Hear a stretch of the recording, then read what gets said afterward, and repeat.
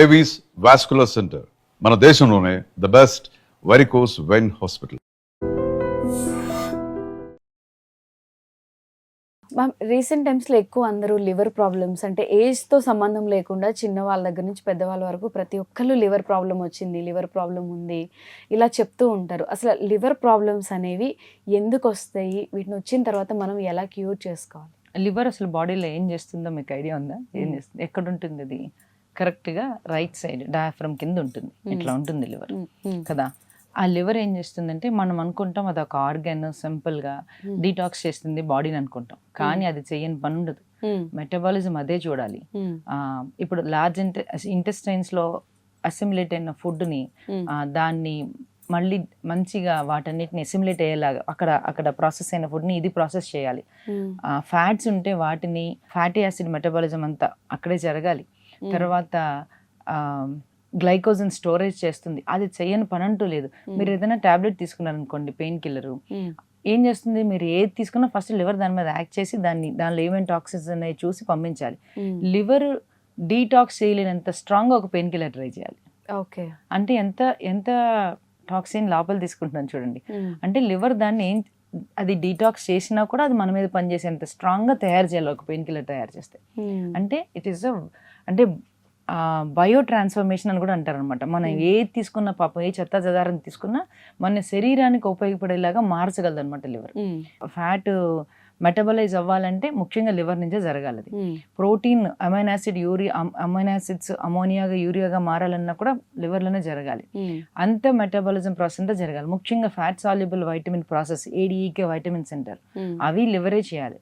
ఇన్ని పనులు చేసే లివర్ని మనం సరిగా కాపాడుకోలేదు అనుకోండి, అంటే ఈ పైన చెప్పిన ఫంక్షన్స్లో ఎటువంటి డిస్ఫంక్షన్ వచ్చినా కూడా మన ఇమీడియట్గా మన సిమ్టమ్స్ ఫైండ్ అవుట్ చేయలేకపోవచ్చు. మన బాడీలో ఆర్గాన్స్ అన్నీ అంతే పాపం, అవి చాలా భరిస్తే ఓడ్చుకుంటాయి.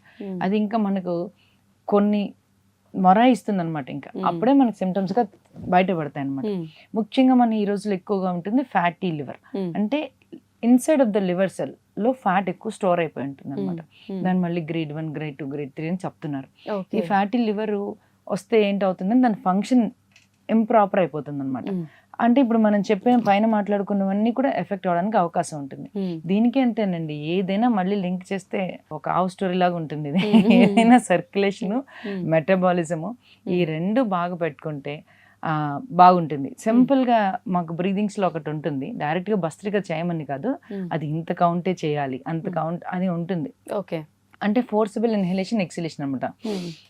అని చేయండి, ఇక్కడ ఒక 2-3 సార్లు చేయండి. డయాఫ్రమ్ పైకి కిందికి కదులుతుంది.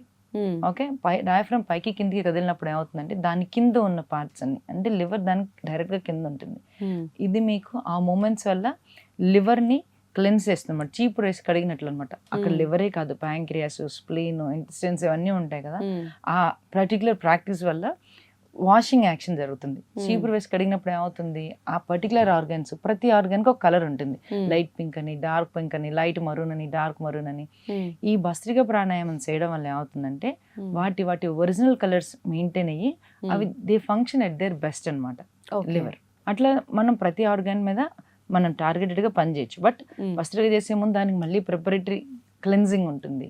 దాని తర్వాత ఛానలైజ్ చేయాలి.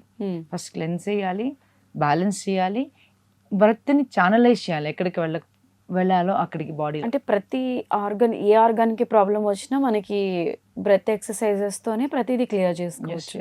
అంటే క్లియర్ చేసుకోవచ్చు అని కాదు, మనం సపోర్ట్ చేస్తాం అనమాట. ఇదంతా yoga is a support system. ఎందుకంటే రాకుండా ప్రివెన్షన్ చాలా ఉపయోగపడుతుంది.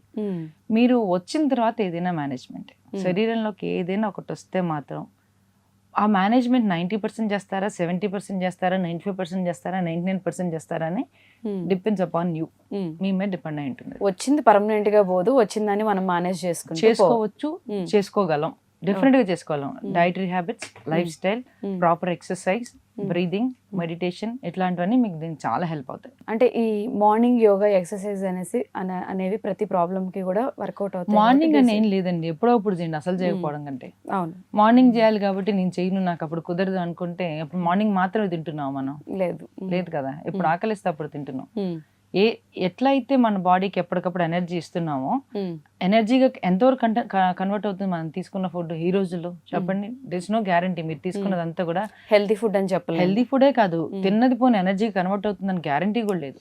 మిగతాది ఏమవుతుంది, అక్యుములేట్ అవుతుంది వేస్ట్ గాను, ఫ్యాట్స్ గాను. దాన్ని మళ్ళీ వదులుకోవాలి కదా, దాన్ని వదిలిస్తారు. దాన్ని వదిలించాలంటే మీరు ఎక్సర్సైజ్ చేయాలి. సో ఏదైనా సింపుల్ ఎక్సర్సైజ్ చేసుకుని వచ్చిన తర్వాత మేనేజ్ చేసుకుంటూ వెళ్ళాలి అని అంటారు. ఓకే అండి, థ్యాంక్ యూ.